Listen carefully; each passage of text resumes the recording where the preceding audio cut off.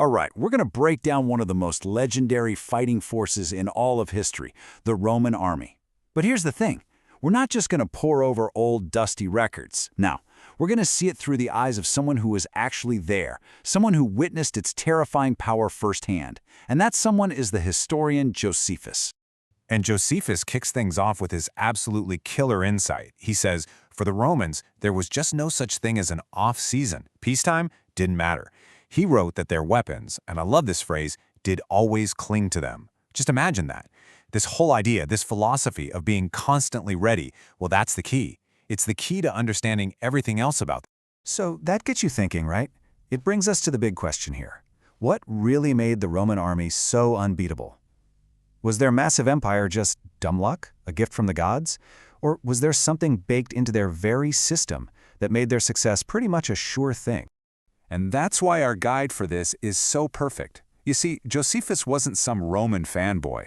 He was actually on the losing side of a war against them. He saw their legions up close and personal, which means his account isn't just dry history. Oh no, it's a raw, eyewitness report on exactly how this incredible military machine actually ticked. Okay, so let's dive into the first pillar of Roman dominance. And you might be surprised. It wasn't some secret superweapon or even their famous generals, although, yeah, they had those too. It was something way more basic. It was practice. And I mean relentless, brutal, and shockingly realistic practice. And Josephus had this famous line that just nails the Roman mindset perfectly. He called their training exercises unbloody battles, and their actual battles bloody exercises. Think about that for a second. Their training was so intense, so real, that when they finally got into a real fight, it just felt like another day at the office, just, with much higher stakes. The muscle memory was completely ingrained. So the really crucial idea here is this concept of constant, non-stop exercise. Josephus tells us that every single soldier was drilled every single day. And this had a few massive payoffs. First, it kept everyone in line, no disorder in the ranks. Second, it basically trained the fear out of them through sheer repetition. And third, it built up a level of endurance that would just grind their enemies into the dust. Okay, so this culture of constant readiness, it fed right into their next huge advantage. See, the Romans had a golden rule. You never start a fight until you've built a secure base. And we're not talking about a few pup tents and a campfire here. Their marching camp was a straight-up feat of engineering. I mean, listen to how Josephus describes it. He doesn't even call it a camp. He calls it a city built on the sudden. Let that sink in. You're in the middle of nowhere, deep in enemy territory, and within a matter of hours, these guys could whip up a fully functioning, fortified city from scratch. And no, this wasn't some chaotic mess. It was a precise, well-oiled machine, a repeatable process. Step 1, level the ground. Step 2, measure out a perfect square. Step 3, carpenters and laborers are already raising walls and towers while other crews are laying out streets and setting up tents. It was literally a production line for building a fortress. And the finished product? It was just astonishing. You've got a defensive wall, towers spaced out perfectly, war engines primed and ready to go, 4 huge gates for sending out troops, and perfectly organized streets inside. And right in the heart of it all, the general's tent, standing there like a temple. It was pure, absolute order, stamped down on top of chaos. All right, so if that incredible camp was the army's body, then its operating system, so to speak, was its discipline. And I mean a rigid, unshakable discipline.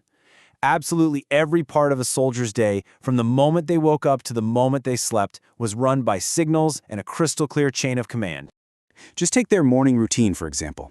Everything, and I mean everything, starts with the sound of trumpets. Soldiers wake up, report to their centurions. Then the centurions report up to their tribunes. And finally, all the top officers meet with the general himself to get the password and the orders for the day. Information just flowed down that chain of command without a single hitch. And this obsession with signals didn't stop there. When it was time to pack up and move, it wasn't a mad scramble. It was a precise 3-step dance. The first trumpet blast meant take the tents down. The second blast, load the baggage. And that third and final blast was the unmistakable signal to march out. Everybody knew exactly what to do, and they all moved as one. And then just before they marched out, they had this incredibly powerful ritual, A crier would stand next to the general and shout out the same question 3 times. Are you ready for war? And the entire army, thousands of men, would roar back in one voice. We are ready, thrusting their right hands into the air. Josephus says this moment just filled them with a martial fury, basically hyping them up and uniting them into a single, unstoppable force. So we've got this super disciplined, incredibly organized army. But what about the guy on the ground, the individual soldier? What was he carrying that made him so deadly and so self-sufficient? Well, the Roman footman was basically a walking toolkit. I mean, sure, he had the standard gear, armor, 2 swords, a spear, a shield. But check this out. He also carried a saw, a basket, a pickaxe, and an axe. These guys weren't just soldiers. They were mobile construction crews. They were the ones who built that instant city we were just talking about.